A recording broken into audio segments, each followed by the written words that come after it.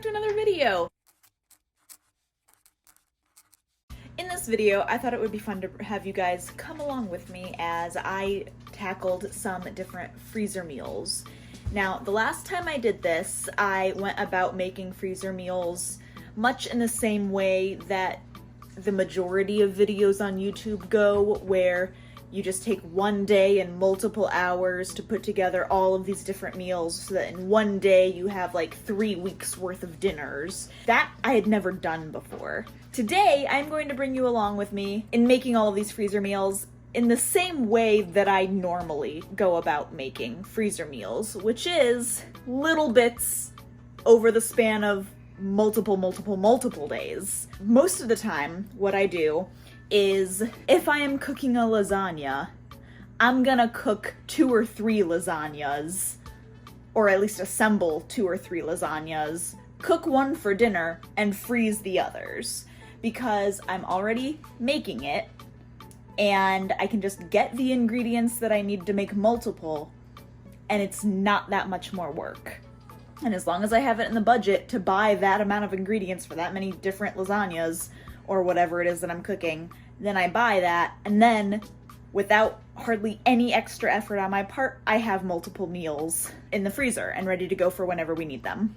So that is the majority of what these are going to be, or at least what some of these are going to be. I'm also going to be experimenting with a couple of things. There's some other freezer meal breakfast items that I want to try that aren't really full meals, but more just like breakfast items. I also want to do some food prep for the freezer. That's what we're going to be starting with tonight. I went to the store and they had avocados on sale. I think it was like 59 cents an avocado, which is a great deal. So I bought 4.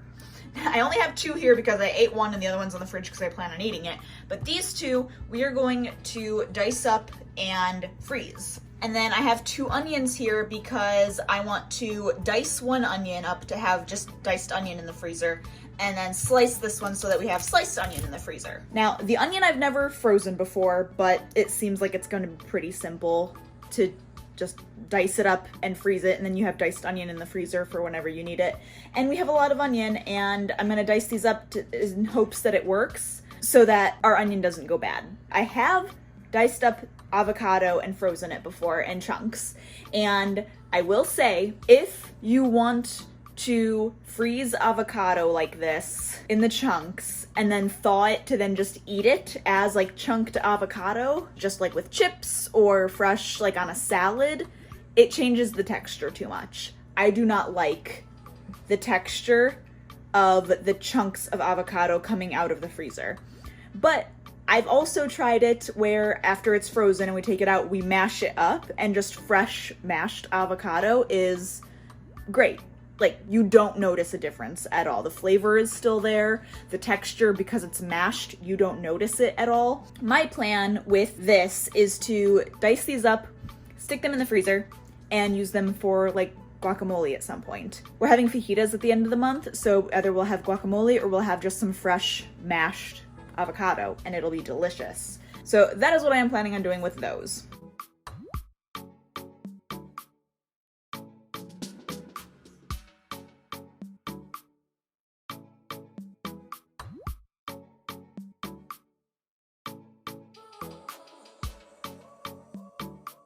Alright, so this is 1 whole onion diced and then 1 whole onion sliced. And it doesn't look like a lot. These are just sandwich-sized bags because both of the onions were really small. It's also good that I'm starting small because I'm always really hesitant doing like new things like this in case it doesn't turn out well and then I feel like I've wasted the food. So both of those, I do plan on double bagging these, so I have extra bags right there that I'll write on there, just the date. That way we know when we froze them, just in case we don't get to them. Although I'm fully planning on using these this month just to test it, to see how I like it, see if it changes the texture at all or affects the flavor at all. So, but I'm gonna double bag them because just to keep them safe in case they're in there longer, to help prevent from freezer burn or anything. Now it is on to the avocado. And the avocado, we need to flash freeze before we put in the bag, which is why I have this little tray here so we can dice it up, put them on here and flash freeze them, then we can put them into a baggie.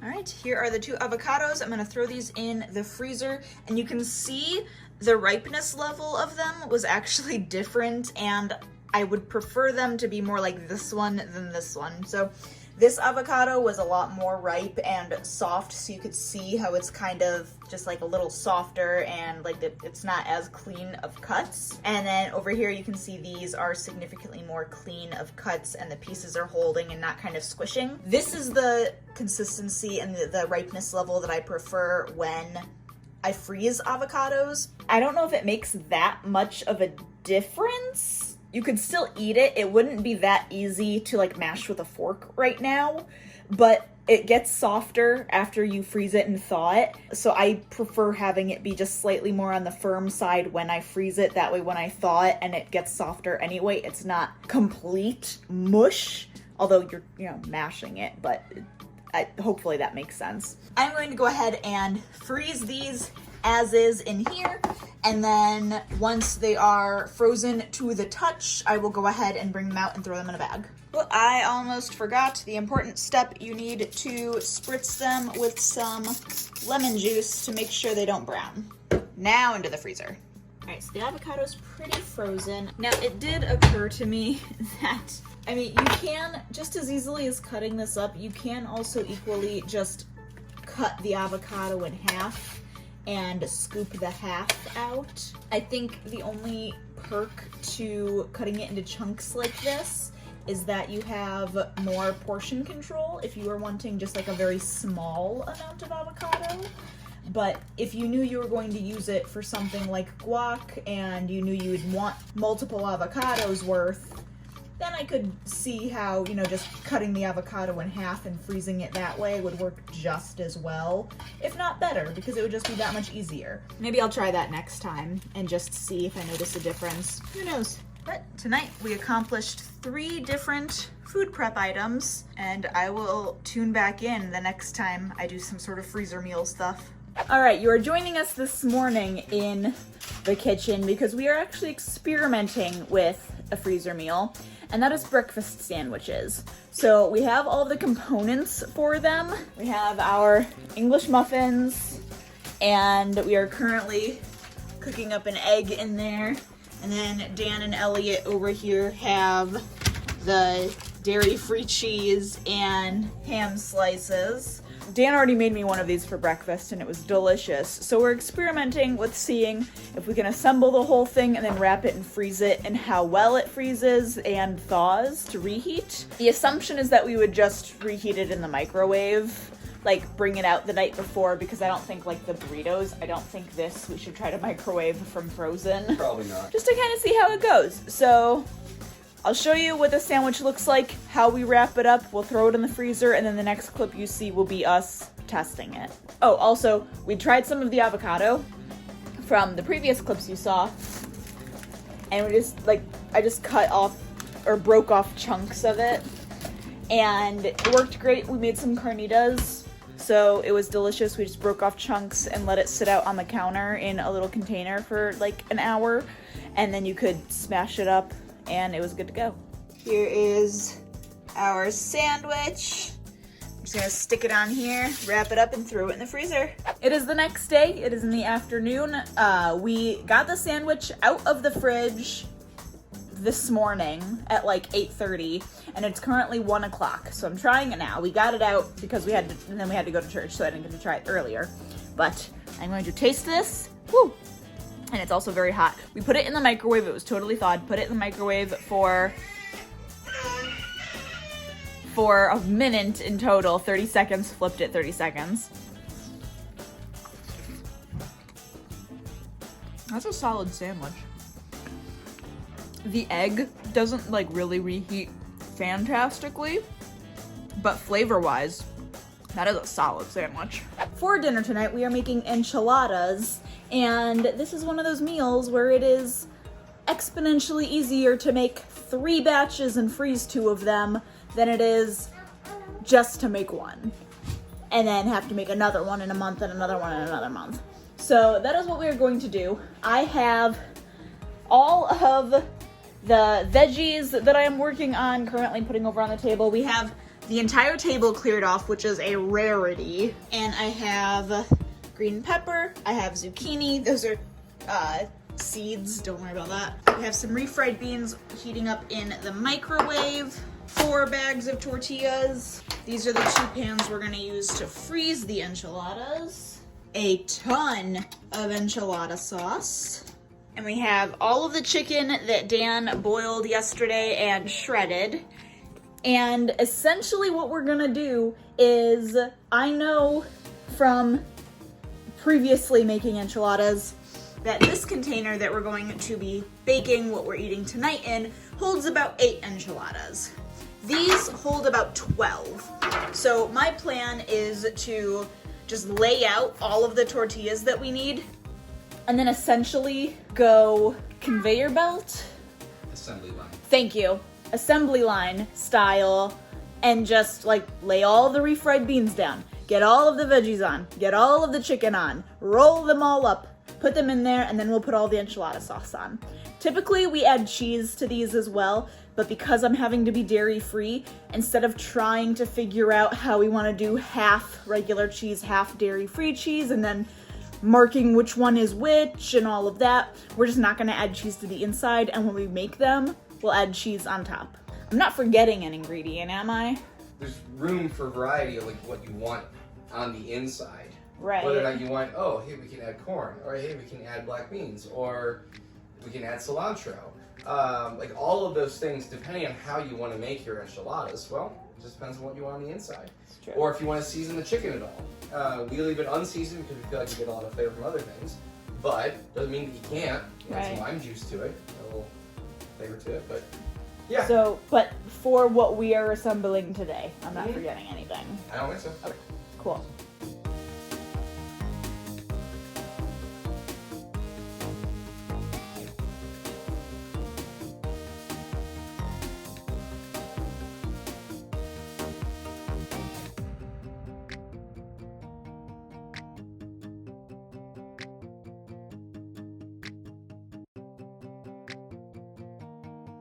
This is what we're looking at so far. Elliot keeps almost falling asleep. If Dan and I both had free hands, this would have gone twice as fast, but this is okay. That's good quality time. So also spreading out the refried beans is easily the most time consuming. So now I'm just gonna go through and add chicken to all of them and then veggies to all of them. Depending on how many enchiladas you intend to make, the folding the enchiladas into the rolls before you put them in can be easier if the tortillas are pre-warmed. Oh yeah.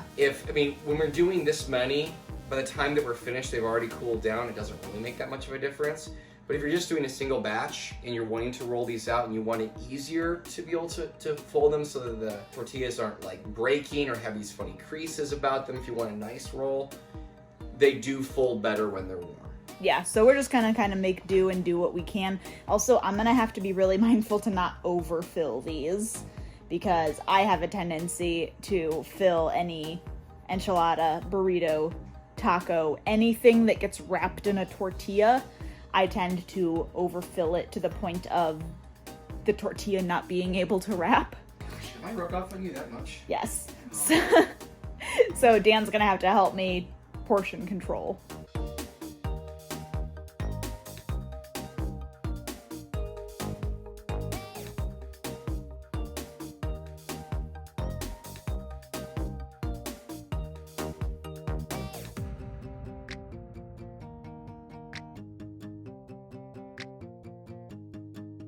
And here is what we are working with. So now the plan, I think honestly what I might do is take him so you can do the rolling because you are far better at it than I am.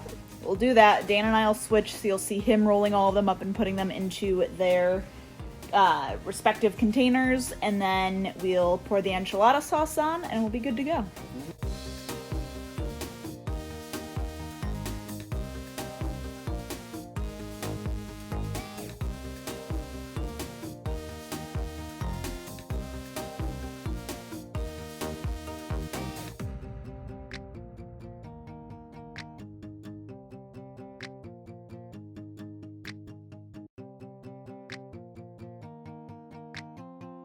Here is the fantastic job that Dan did with wrapping all of those.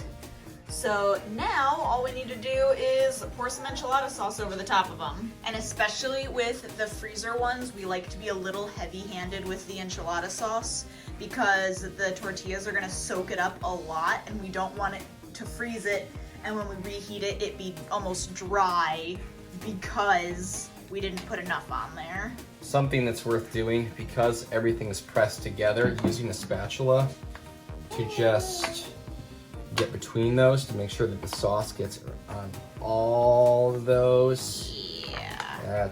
Yeah. And these are now ready to be wrapped in some tin foil, labeled, and thrown in the freezer. All right, we are back in the kitchen again for more freezer meals. And this time we are making more breakfast burritos. And I wasn't going to record until I realized that all of the other times we've made breakfast burritos, we haven't actually filmed what we do. We've just shown that we have in fact made them. So I figured I'd show you a little more of what we do. And we've never made them the same way twice, I don't think. So this is just what we're doing this time. We have right here some sausage that we've cooked and gotten already. Did you season the sausage at all? No. No, because we bought it, it was already like Italian seasoned sausage links. So we just took the casing off and cooked it and all was well. We have some cut up onion and bell pepper. That onion is the same diced onion that we chopped up together earlier in this video, which was a couple weeks ago for me.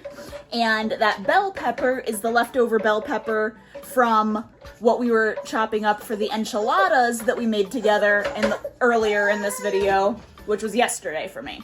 And that bell pepper, I knew we needed to use it up, so we went ahead and sliced it and froze it. So, I know.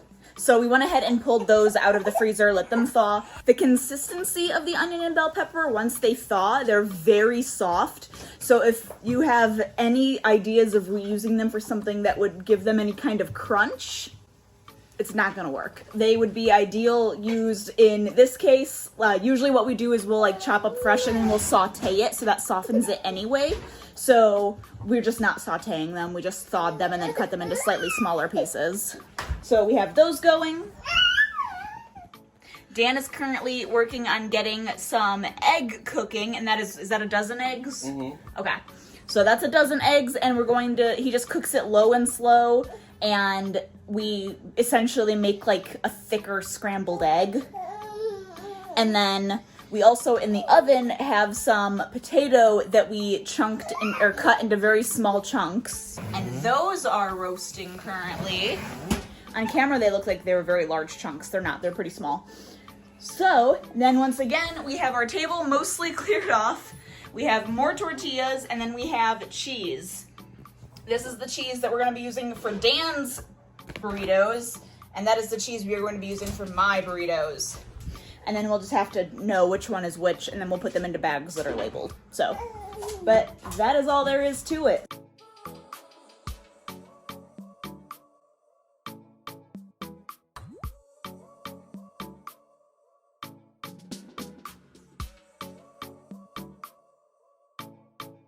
Beautiful.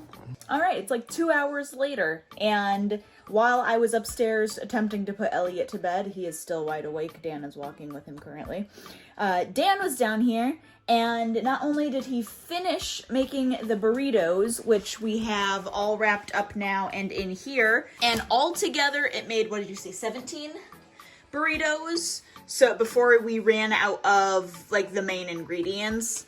So there are 15 in here because I came downstairs and ate 2. But then he also got busy making more of these breakfast sandwiches. So there are these 3 and those 4 that we are going to be freezing. So 7 altogether. He did make 9 No, he made 8 because I ate one. But that's how much of the sliced vegan cheese that we had. So, but now I have 15 burritos, 7 breakfast sandwiches, all ready to go in the freezer that I just have to pull out. The sandwiches I want to let thaw overnight. The burritos I can just take out frozen and throw in the microwave for a minute. And I have lots of very easy, very delicious breakfasts that I'm going to be able to eat very easily one-handed. Editing Julie interjecting here. So since this, I have experimented more with the best way to reheat those breakfast sandwiches because they are delicious, but they are not so delicious if I am just throwing them in the microwave. So what I have found works best for me is, because I almost without fail forget to take them out of the freezer the night before to let these sandwiches thaw, what I have found works is I come down in the morning, I turn on the oven to, I think I've done 325 degrees. And I take one of the sandwiches out of the freezer and I take it out of the tinfoil and put it on a tray and then stick it in the oven while the oven is still preheating and let it go for usually like 20 minutes. And by that point, the English muffin has gotten nice and crispy again. The egg is fully thawed through. Sometimes the egg is not like fully heated through, but it is no longer frozen at that point. A lot of times 20 minutes is all the longer I want to wait. So you could let it go a little longer, or I can't remember if I do 325 or 300. I only figured this method out like the last 2 times I had these sandwiches, because all the other times I didn't care and I was throwing it in the microwave for a long time. The burritos still, to my standard, reheat fine in the microwave from frozen. I just take them out of the freezer, toss one at a time. I don't do multiple in the microwave at once, but I'll do one in the microwave for 30 seconds and then flip it over and do it for another 30 seconds. And then typically it is thawed enough, no parts of it are frozen anymore. And then I'll eat it like that and then do a second one if I want a second one, or just call the one good. But the sandwiches, I highly recommend reheating in the oven, because the microwave, they just get soggy and kind of gross. The oven recrisps everything up and it is very good. We are back for another day, and tonight we are making our buffalo chicken sandwiches that we freeze. I've showed you these before. I think the last freezer meal video that I did, Dan actually did like a full tutorial of how we assemble these. We have already cooked up all of the bacon, so that is hanging out right there ready to go. We have chicken in the oven, and we're adjusting these this time because I have to be dairy free for Elliot. So what we normally do is we cook the chicken with some salt and pepper on it, then we toss all of it in buffalo sauce, and then when we go to eat it, we put ranch on our sandwich to like offset the buffalo sauce, or to complement it, whichever way you're looking at that. And I cannot have the ranch, but I really like buffalo sauce, but I don't like it by itself because it's too much for me. So what we are doing this time is we are making 6 sandwiches in total. So our bread is over here. You can see these absolutely massive loaves of Italian bread. Dan will probably eat a whole one of those. I will probably only be able to finish half, meaning I'll have leftovers of mine. But we're each gonna eat 1 for dinner tonight, and then we'll freeze the other 4. So we'll have 2 in the freezer for Dan, 2 in the freezer for me.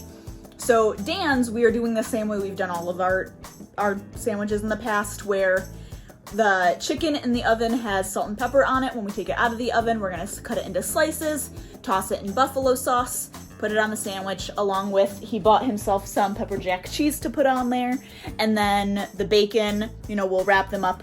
It'll be good to go. Mine, I'm switching up the seasonings, and on 2 of them, I am going to be putting barbecue sauce, because barbecue sauce and bacon go really well together. But on the 3rd sandwich, I used some, it's called Kicked Up Chicken. Let's see. Yeah, so onion, spices, salt, garlic, sugar, orange peel, red bell pepper, paprika extractives for color. So that's what it looks like. It's a very good chicken seasoning. So I put that on some of the chicken in there, and I'm gonna use that as just a dry seasoning for a sub. And I'm going to freeze that, so I'll be trying that at some point. But so that's how I'm switching it up. And then I have dairy-free slices of like cheddar cheese that I'll use for my cheese on there. And we usually put like butter and garlic melted together, or like melted butter mixed with fresh garlic on one side of the bread. So I just have a dairy-free, I can't believe it's not butter option that will melt and put on my sandwiches. Wanted to film all of this now. I was gonna film it as we were assembling it, but I'm pretty sure I'm going to be putting Elliot to bed while these are being assembled, so I can show you what they look like afterwards. All right, it is currently 2 hours later. Sandwiches have been made and assembled. A certain small baby boy is still wide awake 2 hours past his bedtime, so he is walking around with his papa again. These were our sandwiches for dinner. We each ate half. We're gonna save the other half for tomorrow. These are the sandwiches that we are freezing. Now, they are all cut in half, which is something that we've not done before. Usually what we do is we freeze the sandwich whole and then we thaw it. But because certain ones have to be dairy-free for me and the other ones can be regular for Dan, and a half of these, like a half of one of these sandwiches is really enough, especially if you add like side dishes and other stuff for a dinner. So what Dan suggested we do was, instead of freezing these sandwiches whole and then having to thaw a whole sandwich, even if especially if we're only going to eat half of it, like, yeah, we could have the other half for leftovers, or we could get more dinners out of this by cutting them in half. So when we go to have this for dinner, we are only thawing half of a sandwich each. And I mean, you can see how, like, this is my hand. These are massive sandwiches. So this is something that we're doing that's different, is we are going to cut them in half and freeze them in halves, which I don't know why we haven't tried that sooner. Probably because we would freeze a whole one and then just thaw one singular whole one and we would each eat half of it, which works great. We're getting twice as many dinners out of this now. Before we were only gonna get 2 dinners with potential leftovers. Now we're getting 4 dinners with no leftovers, but that's okay. So I'm actually kind of excited about that. Also, something else that I'm doing that's new, I'm actually taking a note out of my mother-in-law's book. A couple of months ago, she brought us a freezer meal of a whole chicken pot pie, and she had wrapped it in tinfoil, and then instead of writing on the tinfoil, she wrote on a sticky note, and then stuck the sticky note onto the tinfoil like that, and then wrapped that in saran wrap. And I thought that was a great idea, because then that meant that you didn't have to worry about the tinfoil crinkling and not being able to read it as clearly, or the permanent marker smudging on the tinfoil, and it just looks a lot cleaner. And it's a lot easier to write however much or little as you want, because you're writing with a pen and not a permanent marker on foil. So we're doing that as well, because I think that's going to end up looking significantly nicer. But I'm gonna finish wrapping these so we can toss them in the freezer. I fully wasn't planning on filming anything tonight, but I wanted to show you how all of these freezer meals and freezer food prep is like adding up and making things really handy. This is probably the first night that I've done multiple things at once and been like, this is really convenient. So I have right here, this is the other half of that sandwich that we made yesterday, and I cut it into quarters after I got everything topped on it, and I put it in the oven for like 5 minutes because I currently have a casserole in the oven for dinner for when Dan gets home. I only put it in for like 5 minutes and I took it out because I was impatient. So the outside is warm and the center is still like refrigerator cold, and I don't care.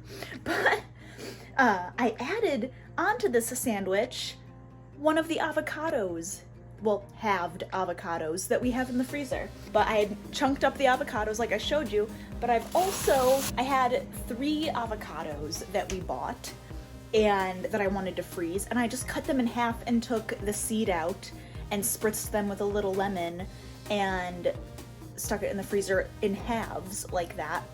And so I took one out earlier because I knew I was gonna want this sandwich, and I just left it on the counter.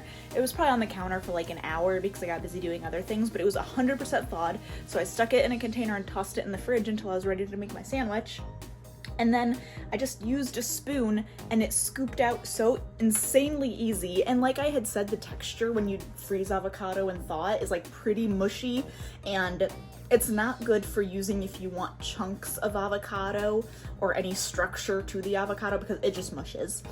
So it was so easy to scoop out and just spread onto the top part of my bread. So now I have a delicious avocado spread on my sandwich as well that took me no time. That's exciting. I am so excited about that. And then with the casserole that's in the oven now, I was able to use the chopped onion that we have in the freezer. This called for 3/4 of a cup. So all I had to do for that was pull it out of the freezer, crunch up the bag a little bit to break all the pieces apart, take my 3/4 cup measuring cup and just scoop it out and then leave it on the counter until I was ready to toss it in with the mixture. Like, it was so insanely easy. Like, I'm starting to see the benefits and like actually reap the benefits of having these little things prepped in the freezer, and it's really exciting. Hey, hello, you're joining us very impromptu in the kitchen because Dan was at work today and there were bone-in turkey breasts for 50% off, and he asked if we could pick one up because he was thinking of making some freezer meals with it. And so... See what you got me into? I know. It's great. I should hold this for you, it's shouldn't fine, I? No, I can they can just look at the ceiling for a second, it's fine. Okay. Ooh, attack of the turkeys! Stop it, you're gonna get raw meat all over my phone. Can't help it, it's an attack! Oh my gosh. See what I have to put up with. We got it, and it needs to be used or cooked or frozen by tomorrow. So we're going ahead and just cutting it off of the bone, and we're gonna put it into 2 different bags. I figured with turkey, you probably can just use any chicken marinades, but we've never tried like experimenting with marinades with turkey because usually whenever we make it, it's just a whole turkey that we put in the oven. So slow cooking turkey breast and wanting to experiment with different like flavors, we're experimenting for sure. So the one that he just did was he went ahead and cut one of the big breasts off of the turkey. We just threw some taco seasoning on it, and what we'll do is when we bring this out of the freezer, we'll throw it in the slow cooker, and then we add a cup of salsa to it and let that slow cook until it's done, and then we can just shred the turkey up and have shredded turkey tacos, and I think that's gonna be pretty good.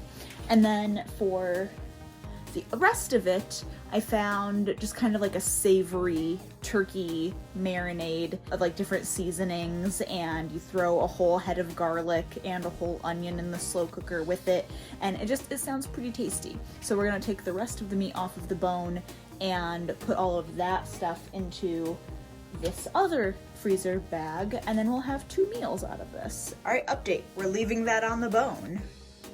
Is there a reason for it? Well, let's see here. Because the bones themselves do actually like add flavor. This is true, yeah. As far as the way in which, and also like the fat that's rendered out of the bone, the marrow, adds moisture. Yeah, that's very true. To everything else. That's very true. So, I mean, yeah. Yeah, that makes a lot less work for us. And I like that part too.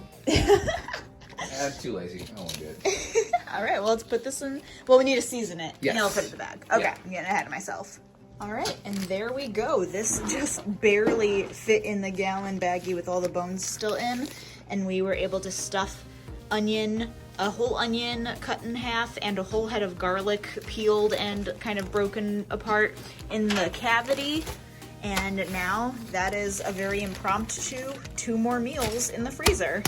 Editing Julie popping back in just to end the video here. Thank you for joining us for this freezer meal adventure. I know this style of freezer meal video is not very organized, but it's also more realistic for me. I do not have the time to dedicate an entire day to just making a bunch of freezer meals. I would like to be able to have it all done in a day. That would be great, but that's just not realistic. So this kind of freezer meal video is very much more how we go about doing freezer meals. It's just a little bit over multiple days.